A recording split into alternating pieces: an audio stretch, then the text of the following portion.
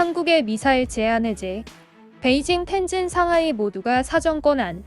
공호우형 미사일 방공함이 대응할 수 있을까?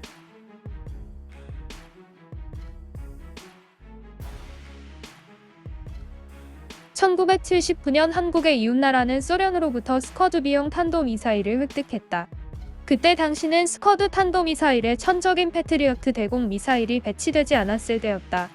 피할 수 없는 위협에 직면한 상황에서 한국은 미국과 한미 미사일 지침에 서명하기로 했고, 미국이 제시한 미사일 제한을 한국이 따르는 대가로 미국의 탄도미사일 기술을 도입하게 됐다. 40년이 지난 지금 한국은 현무 미사일 시리즈를 독자 개발해 운용하고 있다. 최초의 현무의 미사일은 사거리가 170km로 장거리 로켓의 사거리보다 짧은 수준이었다.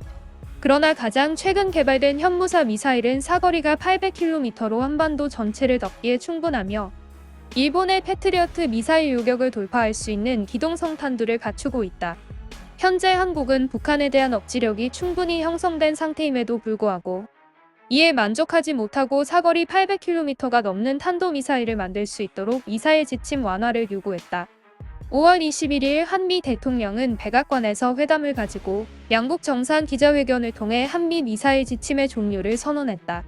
이는 앞으로 한국이 중장거리 탄도미사일을 개발하든 위력이 더 큰 탄두를 장착하든 한국 정부가 필요에 따라 독자적으로 개발이 가능하다는 의미다. 특히 기자회견에서 문재인 대통령은 한국이 드디어 사거리 800km를 초과하는 미사일을 개발할 수 있게 되었다고 반겼다. 한국이 미국에게 미사일 굴레를 풀어달라고 요청하는 것은 단순히 더 큰 자유를 얻기 위함뿐만이 아니라 미사일 굴기를 통해 더 많은 영향력을 행사하기 위함이 분명해 보인다. 이 기사에서 800km라는 숫자를 여러 차례 강조하는 이유는 800km라는 미사일 사거리는 우리에게도 매우 중요한 분수령이기 때문이다. 지도를 펼쳐보면 타격 범위 800km인 한국의 현무사 탄도미사일의 사거리는 한반도 최남단에서 북단까지 도달할 수 있는 거리다. 우리의 야오동 반도와 산둥 반도, 일본의 규슈와 간사이 지방은 한국의 현무사 탄도미사일 사정권에 속해 있다. 즉, 이 미사일은 서울에서 발사하면 중일 양국에 제한적인 억지력을 줄 수 있는 것이다. 제한된 억지력이라고 말한 것은 800km의 사거리는 중국과 일본의 정치경제 중심지인 베이징과 상하이, 도쿄 등에는 조금 부족하기 때문이다. 작은 차이로 인해 사거리 800km의 탄도미사일만 보유했던 한국은 중국과 일본에 대해 강한 위협을 줄 수 없었고, 이로 인해 지역적 균형과 안정을 유지할 수 있었다. 그러나 한국의 탄도미사일 사거리가 800km를 돌파해 900km에 이르고 심지어 1000km 이상을 넘어서는 순간 중국과 일본은 물론 러시아까지도 그 영향력과 억지력을 무시할 수 없게 된다. 참고로 서울에서 베이징, 상하이까지의 거리는 각각 920km와 875km이며 부산에서 도쿄까지의 거리는 970km이다. 한국은 2009년 사거리 1500km의 현무3 미사일을 개발했지만 현무3은 전형적인 순항 미사일로 아음속 저공 비행의 특성상 현대적인 방공망을 돌파하기에는 부족하다. 특히 중국은 S-400 대공 미사일을 도입했기 때문에 현무3 순항 미사일이 우리의 베이징이나 텐진, 상하이 등의 실질적인 위협을 가하는 것은 어렵다. 따라서 현재까지 한국의 탄도미사일은 주변국의 핵심 지역을 타격하지 못하거나 순항미사일이 사거리는 닿지만 그 위협은 크지 않았다. 그러나 한국이 현무사 미사일의 탄두를 이어받는 사거리가 1000km를 육박하거나 초과하는 중거리 탄도미사일을 개발할 경우 중국과 일본의 방공망에 대한 압력이 앞으로 크게 증가할 것임은 분명하다. 일본은 미국에서 패트리어트 팩3 MSE 미사일을 도입하여 그나마 아음속 순항미사일과 구식 탄도미사일을 요격할 수 있는 능력을 갖췄지만 패트리어트는 고정된 궤적의 탄도미사일을 요격하는 데 주로 사용되며 기동력이 좋지 않아 현무 탄도미사일에는 효과적으로 대응하기 어렵다. 그러나 일본은 미국으로부터 적극적으로 도입하고 있는 이지스 시스템을 최신함정인 마야그 구축함에 탑재하면서 빠르게 발전하고 있는 주변국의 탄도미사일 위협에 맞서고 있다. 동시에 일본은 미국과 협력하여 알레이버크급 구축함과 마야그 구축함 같은 이지스함에 탑재할 수 있는 SM-3 블록2A 함대공 미사일을 개발하고 있다.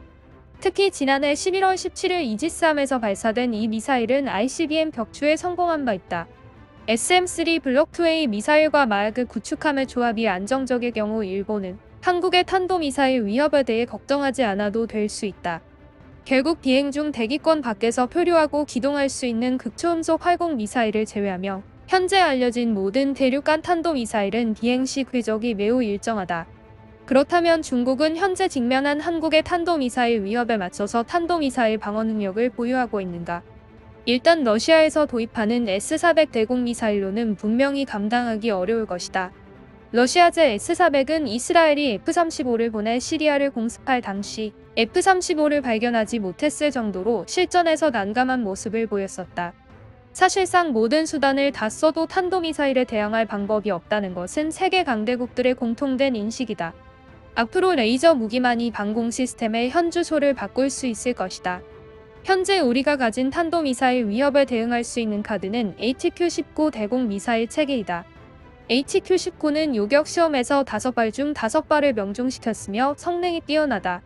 그러나 요격 시험은 미사일 발사 시간을 알 수 있고 주요 위치에 방공 시스템을 배치해 놓은 것이며 우리는 미국처럼 폭넓은 방공망이 구축되어 있지 않다. 특히 우리는 바다를 건너 한국과 마주하고 있으며 탄도미사일에 대응할 시간이 매우 짧다. 이 때문에 055형 구축함과 HQ-19 미사일의 전략적 배치가 중요해졌다. 055형 구축함은 배수량 12,000톤 이상이며 이중대역 레이더를 장착해 탐지거리가 늘어난 중국의 최신 구축함이다. 112셀의 수직 발사기를 탑재했으며 수직 발사기의 크기도 더 커졌다. 크기가 커진 수직 발사기는 현재 우리에 대한 미사일과 방공미사일의 호환성을 높여주며 통용성도 뛰어나다. 향후 055형 미사일 구축함과 HQ-19 미사일이 조합된다면 한국이 우리에게 전략적 위협을 가하기 어려울 것이다.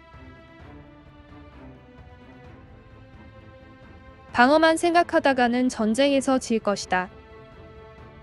어차피 한국은 이미 군사강국이었고 북한과 일본이 주요 목표이다. 한국이 아무리 대단한 미사일을 가진다고 하더라도 감히 베이징을 공격할 수 있을까? 미국조차도 감히 베이징을 공격할 생각은 못할 것이다. 한국이 자국에 미사일을 배치할지 여부는 한국의 내부 문제일 뿐이고 우리가 간섭할 필요는 없어.